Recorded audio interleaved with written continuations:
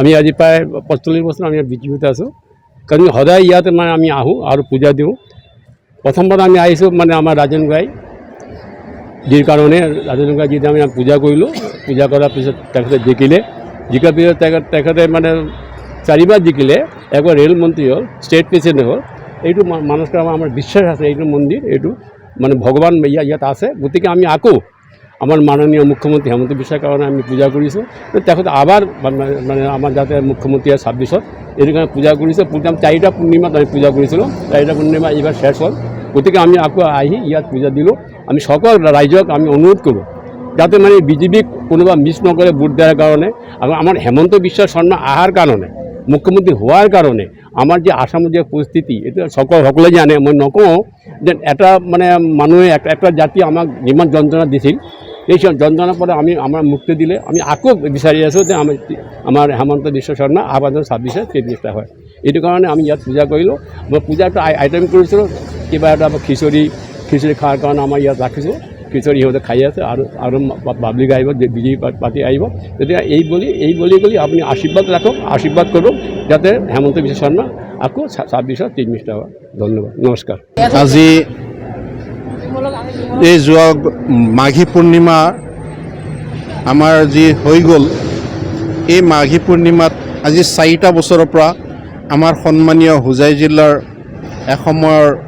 প্ৰাক্তন সভাপতি নেপাল চাহ ডাঙৰীয়া আমাৰ লগত উপস্থিত আছে তেওঁ বহুত ছিনিয়ৰ তেওঁক মই আজি 26 বছৰ আগত পাইছিলোঁ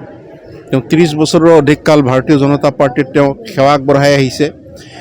তেওঁ যোৱা 4টা বছৰৰ পৰা মানে 22, 23, 24, 25 4টা বছৰ মাঘী পূৰ্ণিমাত তেওঁ এটা মনস্থ কৰিছিলে যে ত্ৰিশূল পূজন কৰিম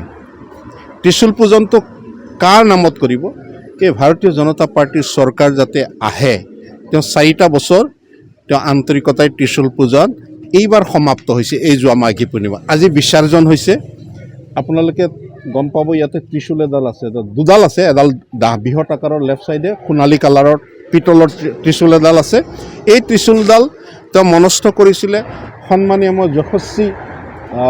মুখ্যমন্ত্ৰী ডক্টৰ হেমন্ত বিশ্ব শৰ্মাৰ পুনৰবাৰ এইবাৰ যাতে 26ত তেওঁ মুখ্যমন্ত্ৰী হয় ভাৰতীয় জনতা পাৰ্টিৰ চৰকাৰ যাতে আকৌ ৰিটাৰ্ণ হয় এইটোৰ কথাৰে তেওঁলোকে এই আমাৰ এই যে পৰ্বটো আজি ৰখা হৈছিলে ত্ৰিশূল পূজন আজি 4টা বছৰ শেষ হৈছে লগতে আকৌ আমাৰ কামাখ্যা প্ৰসাদ ডাঙৰীয়া যিজন আমাৰ সাংসদ মহোদয় তেওঁৰ মংগলাৰ্থে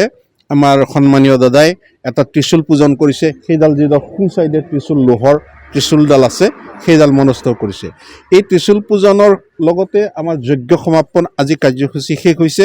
মহাপ্ৰসাদ এতিয়া আছে আৰু প্ৰসাদ ইতিমধ্যে চলি আছে মহাপ্ৰসাদৰ ব্যৱস্থা কৰা হৈছে যে ভাৰতীয় জনতা পাৰ্টি চৰকাৰ সকলোৱে জানে যে এইবাৰ আকৌ 26ত আহি আছে আৰু সন্মানীয় হিমন্ত বিশ্ব শৰ্মা ডাঙৰীয়াৰ নেতৃত্বতে পুনৰবাৰ ভাৰতীয় জনতা পাৰ্টিৰ চৰকাৰ হ'বই আৰু হ'ব লাগে বুলি আমাৰ কামনা কৰিছোঁ সমস্ত অসমবাসী ৰাইজলৈ আমাৰ আহ্বান কোনো কাৰণত এনেকুৱা হ'ব নালাগে যে ভুল সিদ্ধান্ত কাৰবাৰ ভুল মানে ষড়যন্ত্ৰত মানে বৰ্তি হ'ব নালাগে বা ভুল যাব নালাগে বা তেওঁলোকে বেলেগ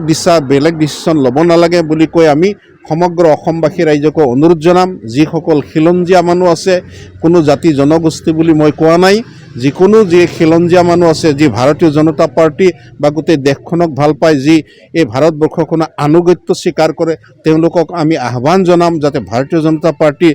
অসমৰ উন্নতিৰ কাৰণে নৰ্থ ইষ্টৰ উন্নতিৰ কাৰণে ভাৰতবৰ্ষৰ উন্নতিৰ কাৰণে ভাৰতীয় জনতা পাৰ্টিক কেই জিতাব লাগে বুলি আমি অনুৰোধ জনাইছোঁ আৰু সন্মানীয় আমাৰ নেপাল চাহ ডাঙৰীয়াক আমি ধন্যবাদ জ্ঞাপন কৰিছোঁ আজি এই জাবৰাখোৱা বিনাকান্দি সমষ্টিৰ ভিতৰত পৰি জাবৰাখোৱা শিৱ মন্দিৰটো ঐতিহ্যপূৰ্ণ আৰু ই বহুত সক্ৰিয় ইয়াতে যিয়েসকলে মনৰ কামনা কৰিছে আৰু বাঞ্ছা পূৰ্ণ হৈছে এইটো বিশ্বাস আছে আৰু সত্য কথা এইবিলাক প্ৰমাণিত হৈ গৈছে বহু আগৰ পৰা আমি ইয়াতে পূজা পাৰ্বণ দি আহিছিলোঁ আজি এই চতুৰ্থবাৰ যি পূজা মহাযজ্ঞ আৰম্ভ কৰি আমি শেষ কৰিছোঁ আজি এই সমাপন কাৰ্যসূচীত আমি সকলো হিন্দু প্ৰাণ ৰাইজ আহিছে এতিয়া প্ৰসাদো কিছুমানে লৈ আছে আৰু হিন্দু প্ৰাণ ৰাইজ আহি আছে এই পৰ্বলৈ আমি ইয়াত একত্ৰিত হৈছিলোঁ ধন্যবাদ আপুনি বিচৰা বাতৰি পাব কেৱল নিউজ 18 এপত। নিউজ 18 এপ ডাউনলোড কৰিবলৈ স্কেন কৰক এই QR কোড।